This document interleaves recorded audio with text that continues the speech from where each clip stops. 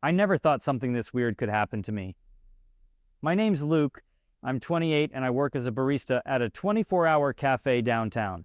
At the time, I'd been on the job for 3 years, and even though the night shifts were long, I actually liked the routine. It was just another Tuesday, a slow night, and I couldn't wait to finish my shift. My plan was simple: get home, binge a show, and crash. My car, a beat-up 2008 Chevy, was parked in the underground garage of the mall where the cafe was. The place was cold and dimly lit, with those flickering lights that always give you the creeps. It was close to midnight, and I was one of the last ones leaving.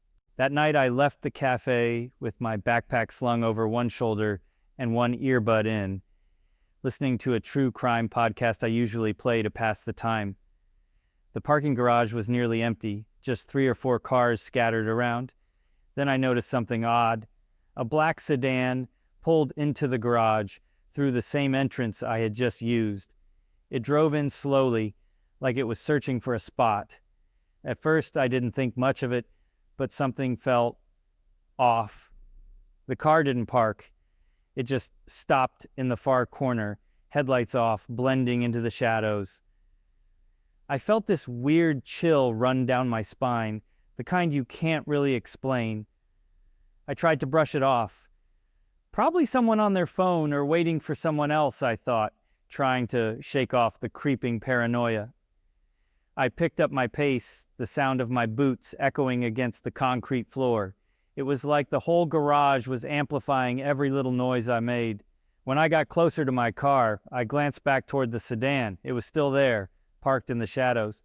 No movement, no lights, just sitting there. But the silence, it felt heavy, like it was pressing down on me.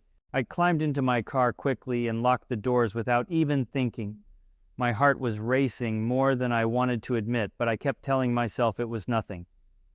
I started the engine and pulled out of the spot. The sound of my car revving up bounced off the walls, and that's when I noticed the sedan moving.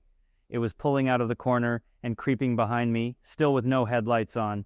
This wasn't just in my head. My chest tightened, and I froze for a second, not knowing what to do. Every instinct I had was screaming, "Just keep driving. Don't stop." I headed toward the garage exit, and the sedan stayed behind me at a steady distance. Not close enough to feel like an immediate threat, but not far enough to put me at ease either. My eyes kept darting between the rearview mirror and the road ahead, like I couldn't stop checking. The garage was dead silent, except for the hum of the engines and the faint echo of tires on concrete. When I finally reached the ramp to the exit, I felt a wave of relief. But then for some reason I glanced back at the sedan. It had stopped again, sitting in the same spot I just pulled out of. For a second I thought about turning back to see what was going on, but a wave of fear washed over me. Out on the street, the cold night air hit my face, but it didn't calm me down like I'd hoped. I took my usual route home, a short, quiet 15-minute drive. But tonight, every turn felt like it stretched on forever. My hands were clammy on the wheel, and I kept glancing in the rearview mirror way more than usual. Thankfully, there wasn't any sign of a car following me. I kept trying to convince myself it was all in my head. Maybe the person in the sedan was just waiting for someone, or maybe they were resting before hitting the road. But when I parked in front of my building, I realized my body was still tense, like it was bracing for something. I got out of the car, still feeling uneasy, like someone was watching me. The parking lot at my building wasn't much different from the mall's, dimly lit with a few lights that seemed to be there just for show. I slung my backpack over my shoulder and started walking toward the staircase that led up to my apartment. That's when I heard it. Footsteps. Soft. Almost like someone was trying not to be noticed. I stopped in my tracks and turned my head quickly, expecting to see someone behind me. Nothing. Just the unnerving silence and the distant sound of a car horn from the street. "It's all in my head," I muttered to myself, more to hear my own voice than to actually convince myself. I started walking again, but the footsteps, they kept going. The same rhythm, the same pace, only this time they were closer. The echo made it feel like they were coming from every direction. My heart started pounding in my chest, and that's when it happened. My phone slipped from my hand and hit the ground with a loud thud that seemed deafening in the silence. As I bent down to pick it up, something caught my eye. In the reflection of a car window a few feet away, I saw a figure, standing still. It wasn't clear or sharp, but it was there, watching me, as if it had been the whole time. I froze. For a moment, I couldn't even breathe. The figure looked tall and thin, but the details were hard to make out because of the distorted reflection. The only thing I could tell for sure was its posture, completely still like a statue, but somehow menacing. My mind started racing, trying to make sense of what was happening. Slowly, I stood up with my phone still in my hand and turned to look directly at where it should have been. There was no one there. The space was empty, except for the parked cars and the shadows cast by the dim lights. My breathing was heavy, almost labored. I'm imagining things, I thought, trying to calm the pounding in my chest. But the feeling of being watched didn't go away. It was stronger than ever. I started walking faster toward the stairs, but with every step I took, I felt like the sound of footsteps was following me, echoing louder in my head, getting closer and closer. Gripping the handrail so tightly my fingers hurt, I climbed the stairs 2 at a time. When I finally reached my floor, I fumbled with the keys, unlocked my apartment door, and rushed inside, slamming it shut and locking it behind me in one quick motion. Once I was inside, I collapsed onto the couch, trying to gather my thoughts. My chest was still heaving, and the feeling that something wasn't right hung heavy in the air. I sat there for a few minutes, staring at the door, half expecting someone to knock at any second. But the silence was absolute. I pulled out my phone, thinking about calling a friend, more to hear a familiar voice than anything else. But when I unlocked the screen, something made my stomach drop. The camera was open, and there was a recent photo. It was a blurry image, but I could make out enough. It was the parking garage, and in the corner of the photo, there it was again, the figure. This time it was clearer. The silhouette was tall and thin, just as I'd seen before, but the face wasn't human. It looked more like a mask, completely smooth with no mouth, no eyes. My hand started shaking and I nearly dropped the phone. I deleted the photo immediately, as if that could somehow undo what had just happened.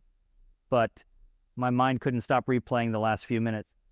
How had that photo been taken? I didn't remember opening the camera, let alone snapping a picture. I tried to convince myself it was just a glitch, maybe something wrong with the phone. But deep down, I knew it wasn't that simple. The figure wouldn't leave my mind, and what scared me most was the idea that somehow it might still be nearby. I spent the next several minutes pacing around my apartment, locking all the windows and double-checking the doors. Finally, I decided to call the building's front desk. I told the doorman I'd seen something strange in the parking garage and asked if the security cameras had caught anything. There was a pause on the other end before he said he'd check the footage and call me back. While I waited, I decided to scroll through the older photos on my phone. Maybe it was paranoia, but something was pushing me to check. As I swiped through the images, my heart nearly stopped when I saw another photo of the figure. This one wasn't recent. It had been taken weeks ago in the same parking garage. I had no idea how it got there. Before I could process what I was seeing, my phone buzzed. It was the doorman. His voice was low, almost uneasy. He said he'd reviewed the footage, and aside from me, the only movement captured was a car leaving the building. There was no sign of any other person or pedestrian at any point.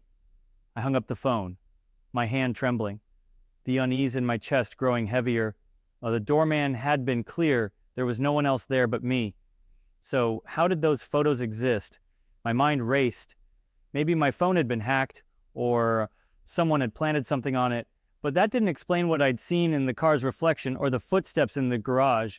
My thoughts spiraled as I tried to make sense of it all. I decided to take one last look at my phone before powering it off completely. When I opened the photo gallery again, I realized the photos were disappearing. One by one, they vanished right before my eyes, like they'd never existed. My palms were sweating, and the air around me felt heavier, like it was pressing down on my chest. I shut the phone with a snap, convincing myself it was better to just forget the whole thing. To this day, I've never seen that figure again. But sometimes, when I leave work late at night and walk through empty parking garages, I swear I still hear those same footsteps echoing behind me. Please subscribe our YouTube channel. I've never been the adventurous type when it comes to hosting apps, but back then, money was tight, and renting out the guest room seemed practical. My name's Laura. I'm 35, an art teacher at a local school, and I've always been pretty reserved.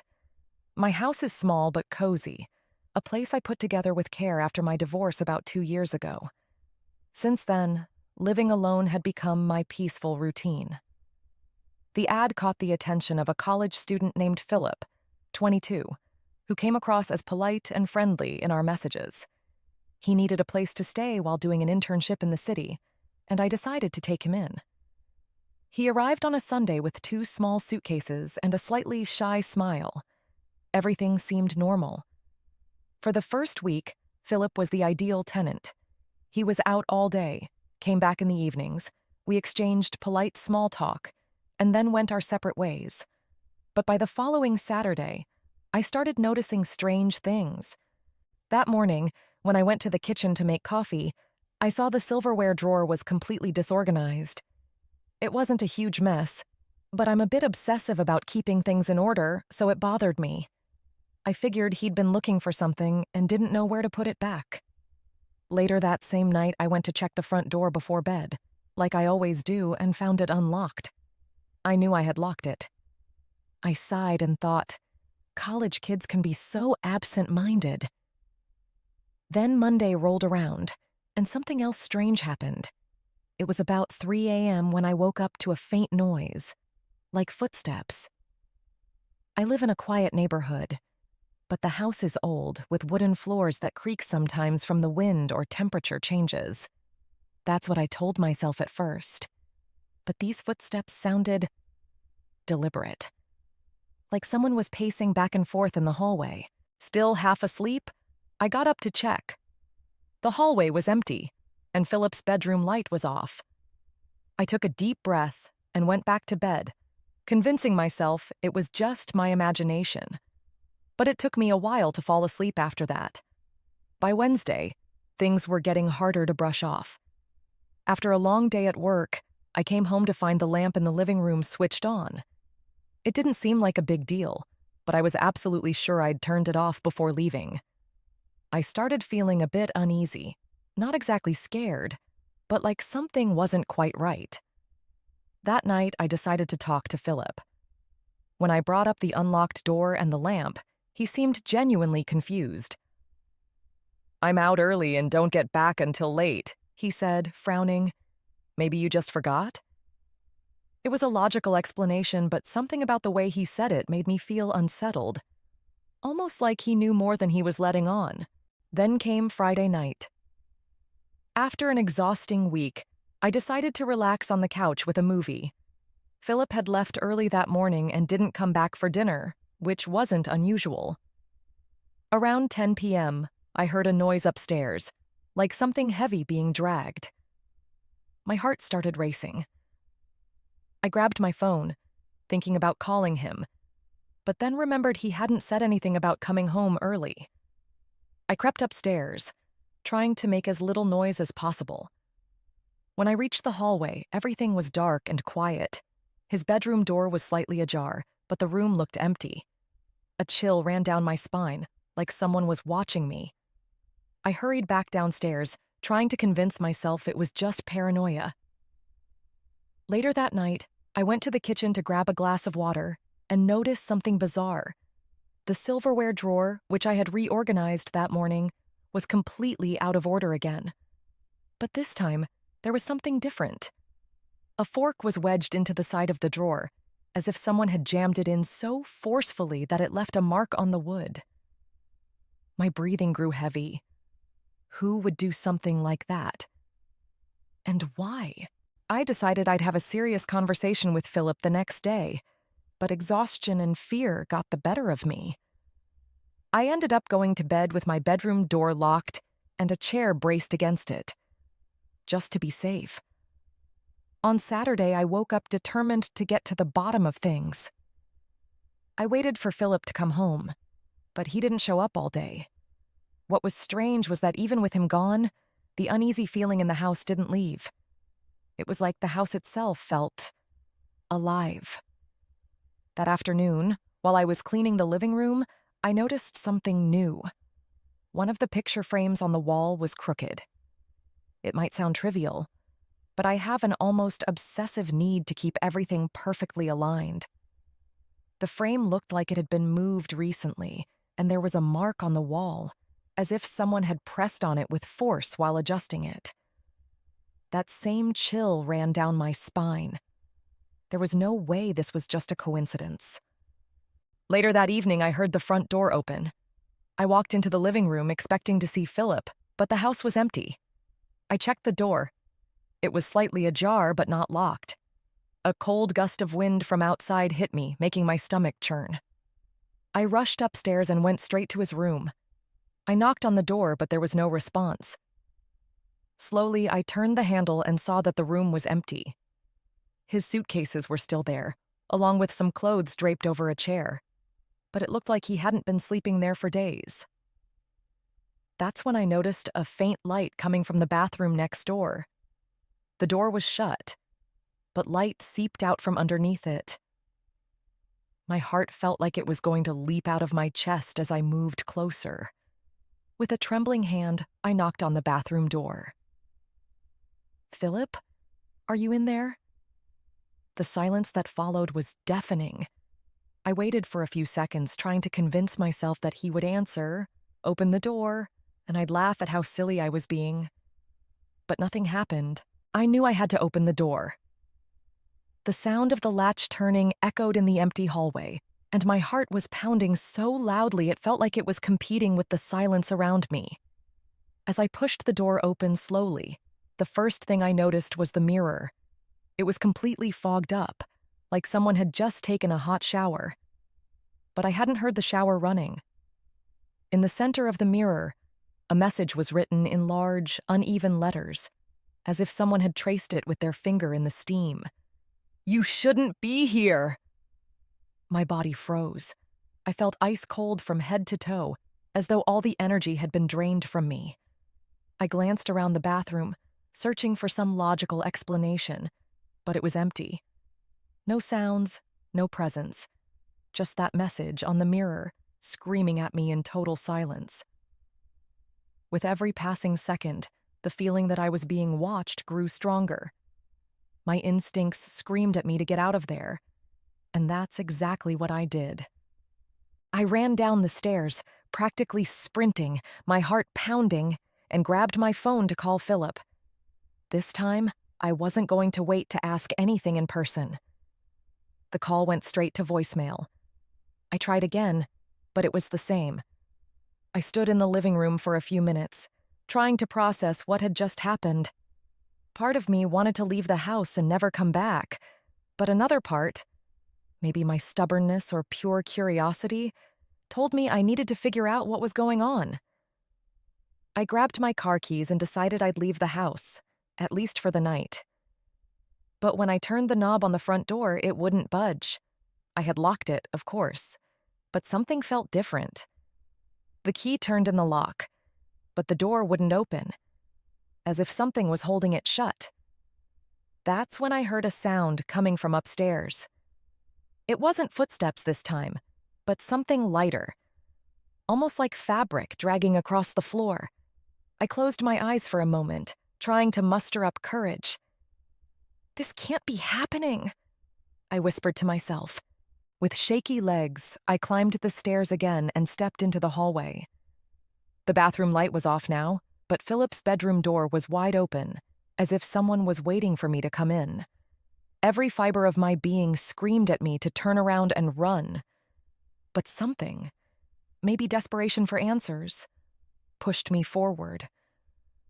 I walked into Philip's room and everything felt wrong. I can't explain it, but the air was different, heavy, oppressive. His suitcases were still there, but now they were open, with clothes scattered across the floor, as if someone had gone through them in a rush. In the corner of the room, a black notebook was partially hidden under the bed. I didn't remember seeing that notebook before, but something about it caught my attention. I carefully picked it up and opened it to the first page. There was only one word, written in shaky, uppercase letters, as if someone had scrawled it in a hurry. Help. I flipped through more pages and started to see random notes mixed with disturbing drawings. There were sketches of the house's floor plan, but they were distorted, with passages and rooms that didn't exist. On one of the pages, I saw a drawing of my face, with the eyes scratched out, and next to it, the phrase, "She hasn't noticed yet." My heart felt like it was going to explode. There was no way Philip had done this. He was such a calm, harmless young man. But if it wasn't him, then who? The dragging sound I had heard earlier returned, louder and closer this time. It was coming from the hallway right behind me. I spun around quickly, but the hallway was empty. Still, that dragging sound persisted, like it was inside my head. I snapped the notebook shut and decided I wasn't going to wait around to find out anything else. Clutching the notebook, I ran down the stairs as fast as I could, ignoring the fact that the air in the house felt heavier with every step, almost suffocating. When I reached the living room, I went straight to the front door. This time, I didn't bother trying to open it gently. I yanked the handle with all my strength, nearly ripping it off, but the door stayed locked, completely unmoving. That's when I noticed something even more terrifying. The living room lamp, which I was sure had been off, flickered 3 times before turning on by itself. The light pulsed unevenly, casting strange, warped shadows across the walls. I didn't know what else to do, so I started shouting, "Who's there? What do you want?" My own voice echoed back at me, the only response I got. Then I saw it. In the reflection of the window, there was a silhouette standing behind me. I couldn't bring myself to turn around. My body froze as I stared at the glass. My reflection looked distorted, twisted, while the silhouette behind me became clearer and clearer with each passing second. Taking a deep breath, I summoned every ounce of courage I had and turned around in one swift motion. What I saw froze me in place. There was no one there, but the hallway leading upstairs was completely engulfed in darkness, even though all the lights had been on moments before. It was as if the darkness had swallowed that part of the house. My mind screamed at me to get out of there, no matter what, but something deep inside whispered that I needed to face this. Running away wouldn't solve anything. Clutching the notebook tightly, I began to walk slowly toward the hallway. Each step made the creaking floor sound louder, almost as if the house itself was warning me to stop. At the base of the stairs, I felt a cold breeze coming from upstairs, even though I was certain all the windows were closed. Carefully, I ascended, trying not to make a sound. The notebook seemed to grow heavier with each step. When I reached the top, I looked toward Philip's room again. This time the light was on, but something felt off. There was a shadow cast on the wall, but it didn't belong to anyone. It was tall, slender, with arms stretching in impossible directions. My stomach churned, and before I could react, I heard a whisper. Low and faint, but unmistakably coming from the room. "She knows." My entire body locked up. The whisper seemed to come from every corner of the room at once, like the house itself was speaking to me. I forced myself to take a step back, but before I could move again, the shadow on the wall shifted. It didn't move like a normal shadow or a trick of light. It moved with purpose, fluid and almost alive. Whatever it was aware of me. Summoning a burst of courage, or maybe sheer desperation, I shouted, "What do you want from me?" The moment the words left my mouth, the light in the room flickered and went out, plunging everything into complete darkness. Then I heard it. Fast, heavy footsteps thundering down the stairs behind me. My heart raced as I bolted, barely managing to stay upright as I stumbled on one of the steps. By the time I reached the living room, the sound stopped, and the house fell eerily silent once again. I wasn't about to wait any longer. Grabbing a chair from the kitchen, I hurled it at the living room window, shattering the glass. Without looking back, I climbed through the broken window, feeling the cold night air hit my skin. I ran to my car, got in, and locked the doors. Only after I felt a fleeting sense of safety did I realize something was missing. The notebook. It was gone.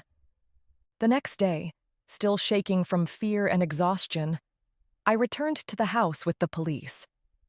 I told them what happened, leaving out the more supernatural details, afraid they wouldn't believe me. I said only that my tenant had disappeared and someone might have broken in. The officers searched the house from top to bottom but found no trace of Philip or anyone else. Everything was in its place, except for the broken living room window. The only odd thing they noted was a faint metallic smell lingering in the air, though none of us could identify its source. The notebook, which I was certain I'd carried until the end, was nowhere to be found. The messages on the mirror, the shadow on the wall, the strange sounds. There was nothing left to prove any of it had ever happened. In the end, the case was closed as a voluntary disappearance by Philip, and my insurance covered the damage to the window. Since then, I've never rented out the guest room again. To this day, I don't know what really happened in that house or what that shadow was. But sometimes I still wake up in the middle of the night, overwhelmed by the unsettling feeling that I'm being watched. Please subscribe our YouTube channel. I've always been a pretty chill guy, the kind that doesn't get too involved with the neighbors. I'm 27, work in digital marketing, and my routine is basically home work home. I live in a small condo, one of those super common ones in big cities. Low-rise buildings, quiet hallways, and neighbors who only give you a quick nod in the elevator. I've been living here for about 2 years, and honestly, I've never had any issues. That is, until that week. It all started so subtly that I didn't think much of it at the time. It was a Wednesday night, and I had just gotten back from work. I was making myself something quick to eat when I noticed how quiet it was in the apartment next door. My neighbor, Mr. Mason, he lived in 403, was this friendly, middle-aged guy who always made small talk about the weather or traffic. I hadn't seen him in a few days, which was unusual because he was the type who liked to leave his door slightly open while watering the plants in the hallway. I didn't dwell on it. He's probably out of town, I thought, turning on the TV to clear my head. But that night something shook me to my core. It was a little after midnight when I heard a sound that made me jump off the couch. Loud, sharp banging, like someone punching a door or a wall with all their strength. It was coming from Mr. Mason's apartment. 3 bangs, each louder than the last, followed by dead silence. I froze for a few seconds, holding my breath, trying to process what just happened. I turned on the hallway light and peeked through the door, keeping the chain lock in place, but everything was still. No sounds, no movement. I told myself I'd check it out in the morning and went back inside, but there was no way I was sleeping after that. Something felt really off. The next day, still shaken, I decided to talk to the building manager, Mr. Arnold. He's this grumpy, short old man who's always complaining about people not sorting their recycling properly. I told him about the banging and mentioned that Mr. Mason hadn't been around for days. I expected him to brush me off, but to my surprise, he seemed thoughtful. He said he'd noticed it too. Mason hadn't been by to pay his condo fees in person like he usually did, and no one had seen him in the office that month. After some persistence on my part, he agreed to check out the apartment with me. When we got to 403, I knew right away something was wrong. The doorknob was spotless. No fingerprints, no smudges, like no one had touched it in weeks. Mr. Arnold unlocked it with the spare key, and the moment we pushed the door open, my stomach dropped. The apartment was completely empty. Not just empty, impossibly empty. No furniture, no pictures on the walls, not even a light bulb in the ceiling. The walls were grimy with dark stains that looked like old mold. It was like no one had lived there in years. I looked at Mr. Arnold, hoping for some kind of explanation, but he just shrugged, clearly uncomfortable. Maybe he moved out without telling anyone. It's happened before, he said, quickly closing the door as if he wanted to end the conversation. But it didn't make sense. Mason was organized, the type to give notice about everything. And how could he have moved out without leaving any trace? Not a single mark from furniture, no plants in the hallway, not even the faint smell of someone having lived there. I went back to my apartment with this hollow feeling in my chest. Something was wrong, but I had no idea what. I tried to go about my routine the next day, but it was impossible to shake off what had happened. At work, I kept zoning out, staring blankly while the image of that empty apartment played over and over in my head. On the way home, the hallway felt longer, darker than usual. As I passed by 403, a cold shiver ran down my neck, like someone was watching me. It was just my imagination, I told myself, trying to ignore the chill. But when I reached my door, something stopped me. There was a piece of paper folded and taped right in the center of the door. It was a simple note, but the words on it made my heart race. It said, "You're next." And the worst part? My name was on it, scrawled in messy, hurried letters, like someone had written it in the dark. My hands trembled as I ripped the paper off the door. I looked around, but the hallway was empty. My brain was scrambling for logical explanations. Maybe it was some stupid prank by one of the neighbors. Maybe it wasn't even meant for me. But how would that explain my name? I stepped into my apartment and locked every single lock on the door. My heart was pounding, and every little sound in the building felt amplified. I tried calling Mr. Arnold, but he didn't pick up. I sat on the couch with the note still in my hands, studying every detail. The paper was crumpled, like it had been shoved into someone's pocket for days. It smelled strange, a mix of rust and something faintly sweet. I spent the rest of the night wide awake, the note sitting on the coffee table like some ominous presence I couldn't ignore. The next morning, I knew I couldn't just let it go. I woke up early and headed straight to the building office. To my surprise, Mr. Arnold wasn't there. The receptionist, a young woman named Vanessa, said he'd taken a few days off, which was weird in itself. The guy never took time off. I tried explaining to her, probably incoherently, about the banging, the empty apartment, and the note. I expected her to laugh or tell me I was overreacting, but instead her face went pale. "You said it was apartment 403?" she asked in almost a whisper. When I nodded, she looked away, clearly uncomfortable. Mr. Mason never paid his condo fees at the office because, well, he wasn't even registered as a tenant. Her words echoed in my head like she'd just revealed some dangerous secret. I went back to my apartment, my mind racing. What did she mean he wasn't registered? I'd talked to him dozens of times, seen him watering his plants, coming back with grocery bags. This couldn't all be in my head. I spent the rest of the day trying to make sense of it, but nothing added up. By the time night fell, my nerves were completely shot. Every little sound in the building seemed louder, more menacing. Around 11 p.m., I heard the banging again. This time it came from my own door. 3 sharp, deliberate knocks, like whoever was behind them knew exactly how much force to use to send chills down my spine. I took a deep breath, trying to keep the panic at bay. I grabbed my phone to call the police, but before I could hit the call button, a 4th knock came, louder this time. And then, silence. I couldn't move for several minutes.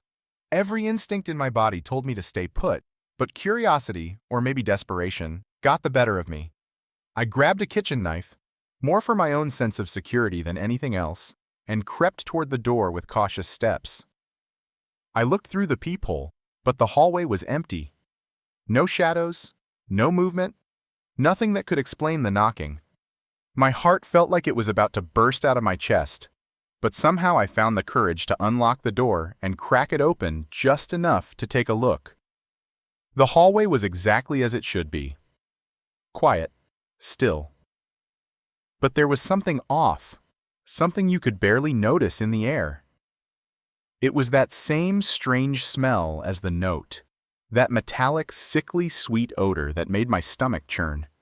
There was no one there, but on the floor, right in front of my door, was something that made my throat go dry. A plant.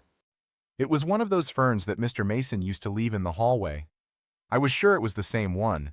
The ceramic pot had a chip in exactly the same spot I remembered. But that was impossible. His apartment was empty. I carefully picked up the pot, half expecting it to explode in my hands, and brought it inside my apartment. I shut the door quickly, the feeling of being watched prickling at the back of my neck. For the next few minutes, I just stared at the plant, waiting for something to happen. But nothing did. Then I noticed something even stranger. The soil in the pot was damp, as if someone had just watered it. A chilling thought crossed my mind. What if Mr. Mason never really left? I tried to push that idea away, but it clung to me like a shadow for the rest of the night. The plant looked almost alive in the corner of the room, its leaves glinting under the dim light. Every time I glanced at it, a sense of unease crept over me. I picked up my phone and tried searching for anything about Mr. Mason, but there was nothing. No social media, no mention of his name in the condo's records. It was as if he'd never existed. It was past 2 a.m. when sleep finally claimed me, but it didn't last long. I woke up to a sound inside my apartment. It was faint, like something being dragged, but it was enough to freeze me in place. I grabbed the knife again and crept toward the living room, each step echoing in my ears like thunder. When I got there, what I saw made my entire body lock up. The plant wasn't in the corner where I'd left it. It was in the middle of the room, as if it had been dragged there. Soil was scattered across the floor, forming a trail from the plant to my bedroom door. My heart raced, and cold sweat dripped down my back. I tried to rationalize it. Maybe I'd moved it and forgotten, or maybe the pot had tipped over and rolled. But nothing explained the perfect trail on the floor, like something, or someone, had deliberately moved it. The feeling of being watched hit me again, stronger this time. I scanned the room, expecting to see something, or someone, but all I saw was the plant, sitting there, motionless, like it was daring me to come closer. I wanted to run, to get out of that apartment and never come back. But something held me back. It was like I needed to understand what was happening, even though every instinct in my body screamed at me to leave. With trembling hands, I picked up the pot and carried it to the balcony. I was ready to throw it over the edge, to get rid of it once and for all. But as I stood there, I noticed something that made my blood run cold. At the base of the pot, hidden among the roots, was a folded piece of paper. It was identical to the note that had appeared on my door the night before. My hands were shaking so badly I nearly dropped it as I unfolded it. It read, "There's no use running anymore." At that moment, a loud noise behind me made my heart stop. I spun around just in time to see my bedroom door slam shut with a deafening bang. Clutching the knife tightly, I ran to the door and swung it open. The room was empty, but that strange smell, a mix of rust and something sickly sweet, was stronger than ever. The hallway light flickered for a moment, casting warped shadows on the walls. That's when I noticed something new. On the wardrobe mirror, there were handprints, as if someone had pressed their fingers against the glass from the inside. I froze, trying to make sense of what I was seeing, but logic had abandoned me. My entire body went cold, like the air itself had turned to ice. It felt like something was there with me, unseen but undeniably present. I couldn't stay in the apartment any longer. I bolted out, leaving the lights on and locking the door behind me. I went straight to the lobby where Vanessa was still on duty. I spilled everything: the note, the moving plant, the handprints on the mirror. She listened with a mix of fear and disbelief, her face growing paler with every word. When I finished, she stayed quiet for a few seconds before finally speaking. "This has happened before." My heart skipped a beat. Vanessa explained that years ago, another tenant on the same floor had reported similar things. But after a while, he vanished without a trace. The police investigated, but they never found anything. It was like he'd just disappeared, just like Mr. Mason. Hearing that sent my mind spiraling into a storm of fear and paranoia. There was no way I could go back to that apartment. I spent the rest of the night sitting in one of the uncomfortable chairs in the lobby, my eyes glued to the entrance. Every creak of the building or gust of wind made me jump. When dawn finally broke, I made a decision. I called a friend and asked if I could crash at his place for a few days. I went back to my apartment just to grab some clothes and important documents. As I packed, I could feel something watching me. I didn't dare look around. I just wanted to get out as fast as I could. For the next few days, I stayed at my friend's place, trying to clear my head. But the apartment wouldn't leave my mind. Part of me needed answers, even though the fear tried to hold me back. Eventually, I decided to return to the building, this time with a plan. I would document everything. I brought my phone, a flashlight, and steeled myself for the worst. When I got to the building that evening, it felt quieter than ever. Vanessa wasn't at the front desk, and the hallway on my floor was eerily empty. As I opened the door to my apartment, a chill ran down my spine. Everything was exactly as I had left it, but the air was thick, suffocating. I went straight to the bedroom. The handprints on the mirror were still there, but now they were clearer, like someone had just pressed their hands against the glass. As I shone my flashlight on the mirror, I noticed something that made my blood run cold. In the reflection, there was a shadowy figure watching me. It wasn't mine, and it wasn't human. The reflection seemed to darken, like the light was being swallowed.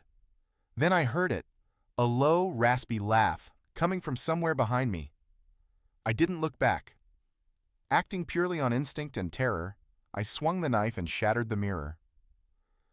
The sound of breaking glass echoed through the room, and for a brief moment, everything went silent again.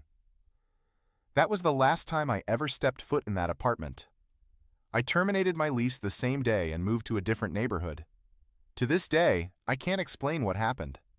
Sometimes I still catch a faint whiff of that strange smell in random places, like it followed me. I never heard anything more about Mr. Mason or what really happened in apartment 403. But one thing's for sure, I'll never live anywhere again without knowing exactly who or what is next door. Please subscribe our YouTube channel.